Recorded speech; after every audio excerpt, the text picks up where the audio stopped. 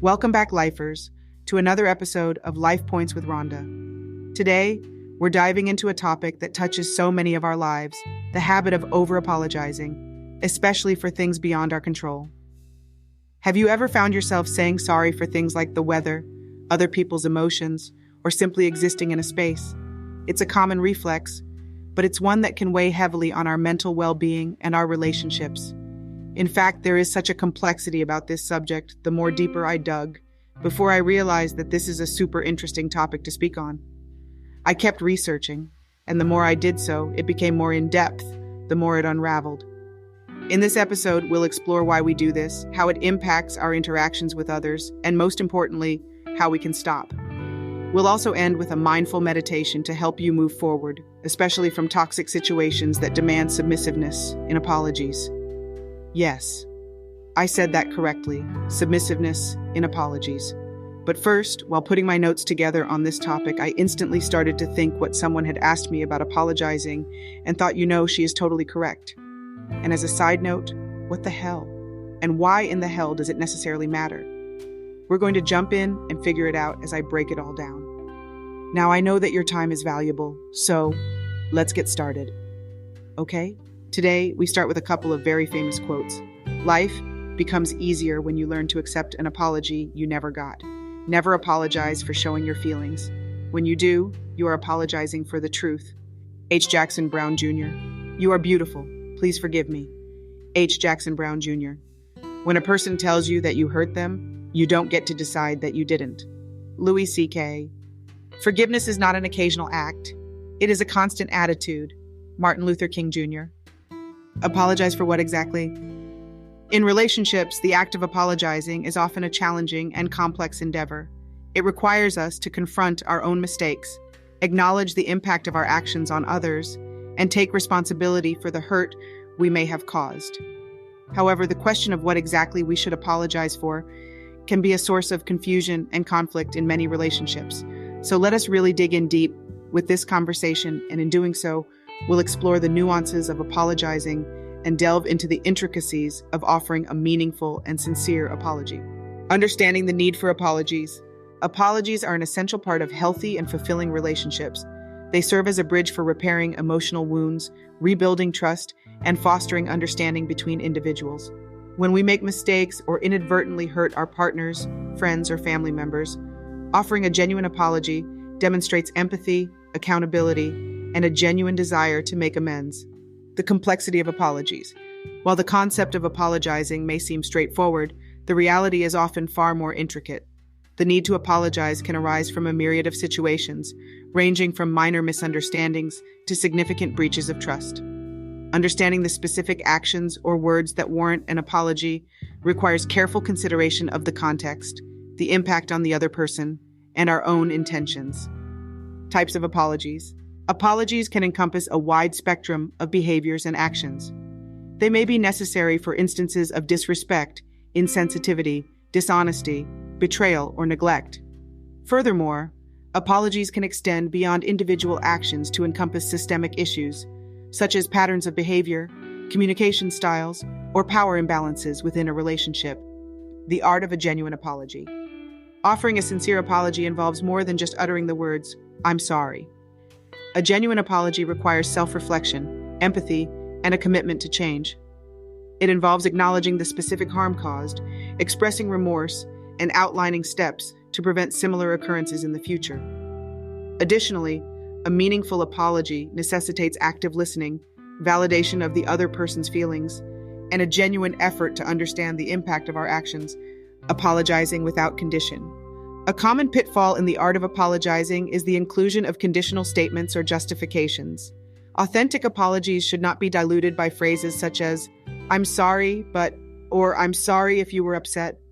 True remorse demands a clear acceptance of responsibility, without deflecting blame or minimizing the other person's emotions. When we apologize, it's crucial to focus on the impact of our actions rather than our intentions or external circumstances. Moving forward, after extending an apology, it's essential to allow the other person the space and time they need to process their emotions. Rebuilding trust and repairing the relationship may require ongoing efforts to demonstrate change through consistent actions open communication, and a genuine commitment to understanding and respecting the other person's feelings. When your apologies are not accepted or appreciated, despite our best intentions and efforts, there may be occasions when the apologies we offer are not received in the manner we had hoped for. In such instances, it's important to recognize that the other person's response is beyond our control, and their reluctance to accept or appreciate our apology does not diminish its significance. Understanding the reasons. There are several reasons why someone might not readily accept or appreciate an apology. They may still be processing their emotions, grappling with the impact of the incident, or require additional time to heal. In some cases, the hurt caused may be deeply ingrained, making it challenging for the other person to immediately embrace our apology. Furthermore, past experiences, communication styles, and individual coping mechanisms can all influence how our apologies are received. Respecting boundaries. When faced with a situation where our apologies are met with resistance, it's crucial to respect the other person's boundaries and emotional needs. Pressuring them to accept our apology or seeking validation for our remorse can inadvertently exacerbate the strain on the relationship. Instead, granting them the space and time they require demonstrates a genuine regard for their well-being and autonomy. Continuing to show accountability. Even if our apologies are not readily accepted, it's essential to uphold the accountability and commitment to change that underpin a sincere apology. Consistently demonstrating efforts to rectify our mistakes, actively listening to the other person's perspective, and displaying empathy in our interactions can convey the depth of our remorse, irrespective of their initial response. Seeking dialogue and understanding. Engaging in open, respectful dialogue can be instrumental in navigating situations where our apologies are not immediately embraced. Expressing a genuine willingness to understand the other person's point of view, validating their emotions, and actively listening to their concerns can foster an environment conducive to reconciliation and healing. Moreover, seeking clarity on how we can better support and address their needs moving forward demonstrates a sincere commitment to growth and understanding. Seeking support. Navigating the complexities of unresolved apologies can be emotionally taxing. It's important to seek support from trusted friends, mentors, or mental health professionals to process our own emotions and gain insight into how to navigate the situation with empathy and grace. Additionally, seeking guidance from individuals with expertise in conflict resolution or relationship dynamics can offer valuable perspectives and strategies for moving forward. In conclusion, encountering situations where our apologies are not accepted or appreciated underscores the inherent complexities of human emotions and relationships. By respecting the other person's boundaries, continuing to demonstrate accountability, seeking open dialogue, and seeking support when needed, we can navigate these challenges with empathy and understanding, paving the way for potential reconciliation and growth. Next, let's define what we mean by the apology reflex. It's that automatic response, that quick, "I'm sorry," that slips out when something goes wrong, even if it's completely out of our control. It could be apologizing for bad weather on a day out, for expressing an emotion, or even for just taking up space. It seems harmless, but is it really? Psychologists have a lot to say about this. They suggest that over-apologizing can stem from various factors: social conditioning, a desire to avoid conflict, or even a deep-seated need to be liked. For some, it's a learned behavior from childhood, a way to keep the peace in a turbulent environment. But let's go deeper. Over-apologizing can also be linked to self-esteem. When we constantly say sorry for things beyond our control, we're sending ourselves a message that our presence is somehow a burden that we need to make up for simply being. This can be especially true in relationships where one's feelings or needs were historically dismissed or criticized. Imagine this scenario. You're late to meet a friend because of unexpected traffic. You arrive, flustered and apologetic. But is the traffic your fault? Of course not. Yet the apology comes out instinctively. It's a small example, but it illustrates how our reflex to apologize can kick in, even when logic tells us we're not to blame. Think about your own life. How often do you find yourself saying sorry? And in those moments, are you truly at fault, or are you apologizing out of habit? This reflex isn't just about words. It's about how we see ourselves in relation to others. When we over-apologize, we might be seeking validation, reassurance that we're okay, that we're still accepted. It's a way of mitigating potential disapproval, a safety net against rejection. But here's the thing. Constantly apologizing can have the opposite effect. It can lead to others perceiving us as less confident, even less competent. It can create a dynamic where our needs and feelings are overlooked because we've set a precedent that we're always the ones in the wrong. So what can we do about it? Awareness is the first step. Start noticing when you apologize and ask yourself, is this apology really necessary? Am I at fault here? This simple act of self-reflection can be incredibly powerful. It will tell you insights about yourself that will be challenging, yet allow you to understand fully when a person is overreacting or not acting at all, yet want you to apologize. Remember, it's okay to take up space. It's okay to have needs and emotions. You don't have to apologize for being human. Every time you resist the urge to say sorry unnecessarily, you're reinforcing your self-worth. You're telling yourself that you matter just as much as anyone else. Understanding the apology reflex is about more than curbing a habit. It's about self-discovery, about learning to value ourselves and our place in the world. It's a journey, and it's one worth taking. So, the next time you're about to say, I'm sorry, for something that's not your fault, take a moment. Pause. Reflect. You might just find that what you really want to say is something entirely different. Impact on relationships. Now, let's shift our focus to how this habit can impact our relationships, not just romantically, but also with friends and in professional settings. Over-apologizing can create dynamics that are less than ideal. Let's explore this through 3 different scenarios. Scenario 1, romantic relationship. Imagine a couple, Jamie and Alex. Jamie has a habit of over-apologizing. They say sorry for expressing their needs, for having a bad day, even for things like the dinner not being perfect. Over time, this creates an imbalance. Alex starts to see Jamie's needs as less important, and Jamie feels increasingly unheard and unvalued. It's a subtle shift, but it's damaging. The apologies that were meant to smooth things over are actually building a wall between them. In romantic relationships, over-apologizing can lead to a lack of authenticity. It's hard to build intimacy when one person is constantly diminishing their own feelings and needs. Scenario 2, friendship. Now let's talk about friendship. Consider 2 friends, Sam and Taylor. Sam is always the one to apologize, whether it's for being a few minutes late or for things entirely out of their control, like a sudden change in plans due to weather. Over time, Taylor starts taking Sam's apologies for granted. The dynamic becomes one where Sam's time and feelings are seen as less valuable. This isn't healthy for either of them.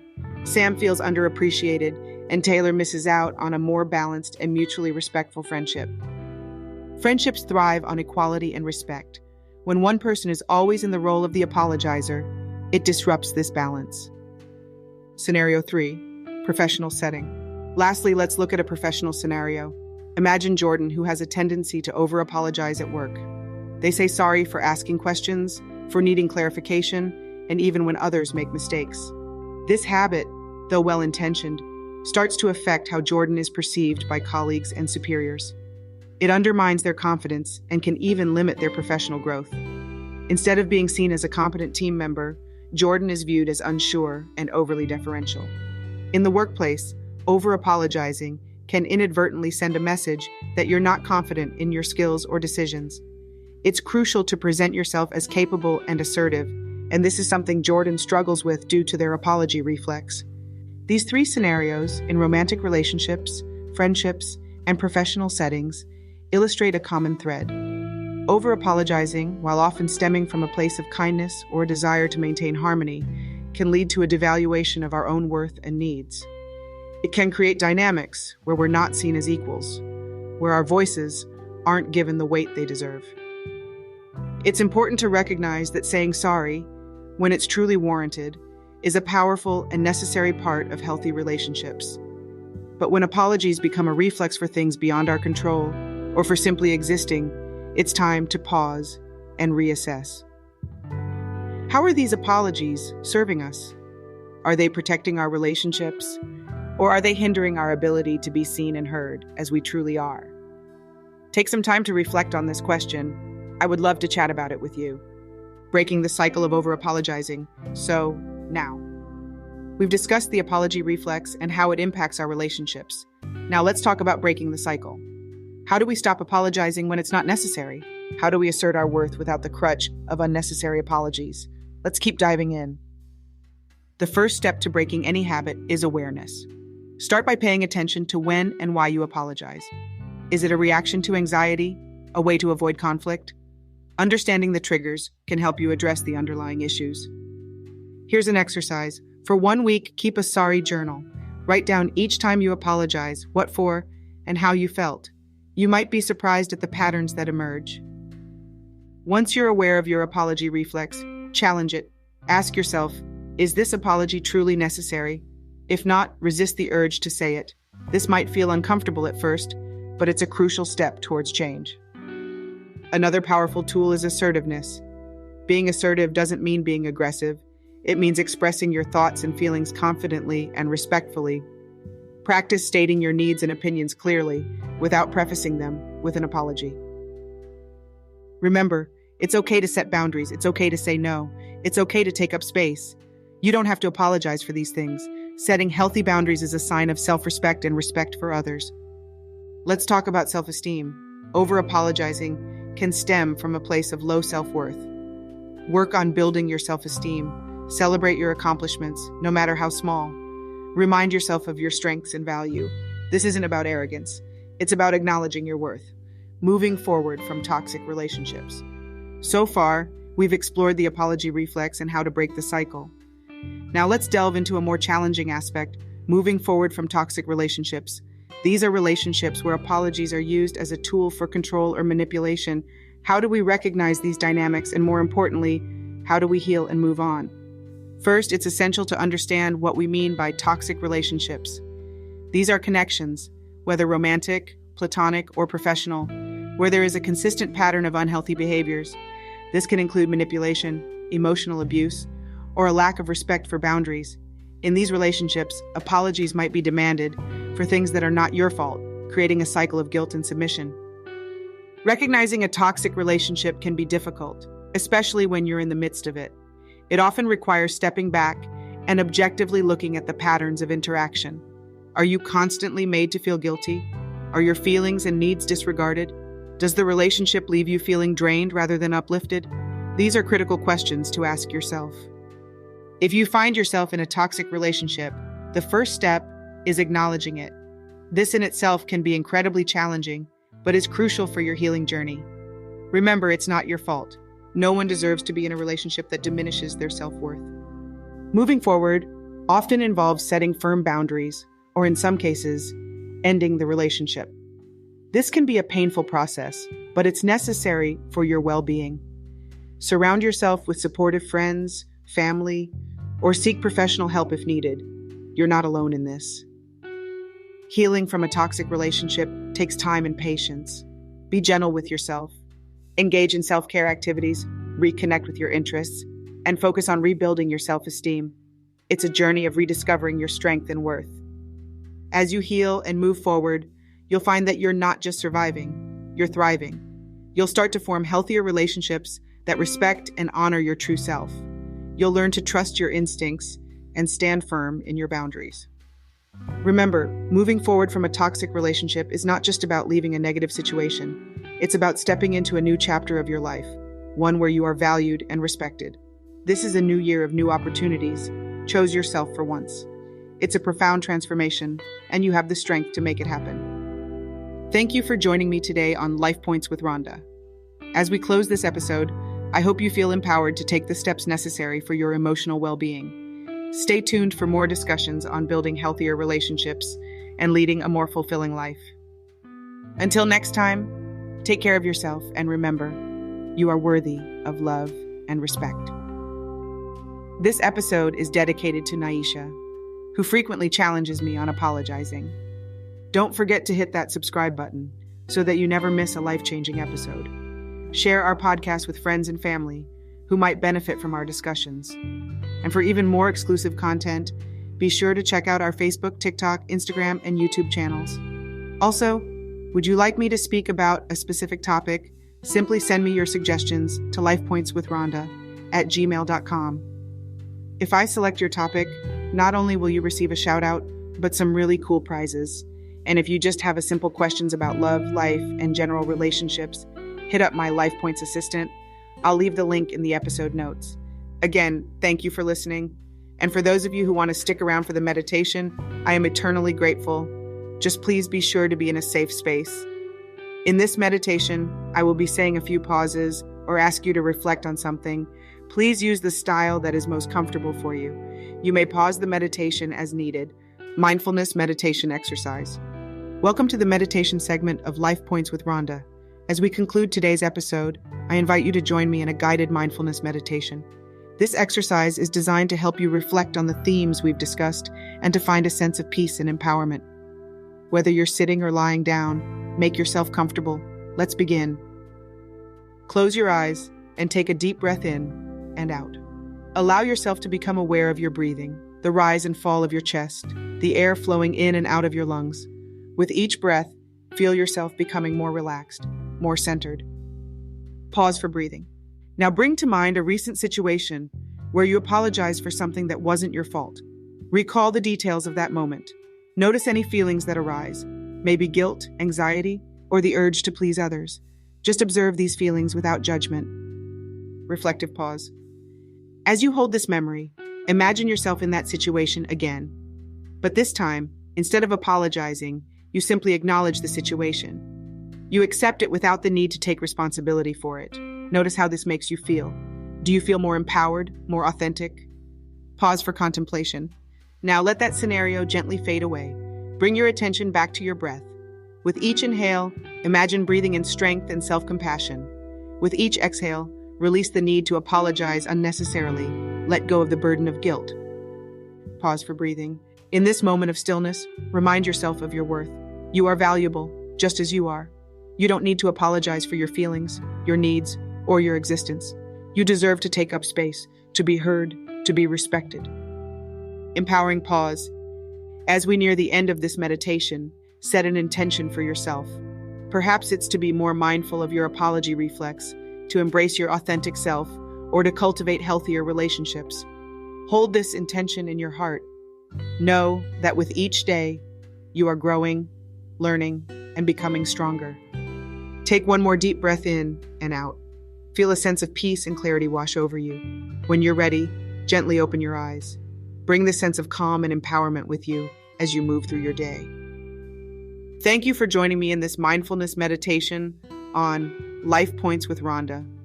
I hope this exercise has brought you a sense of peace and self-awareness. Remember, you have the power to change your habits and create a life filled with respect and authenticity. Until next time, take care of yourself and cherish your journey towards emotional freedom. Remember, as always, trust your instincts and please only make choices that feel right for you in your relationships. Until next time, stay informed, stay safe, and please continue strengthening your relationships, one life point at a time. Take care and remember to always be well.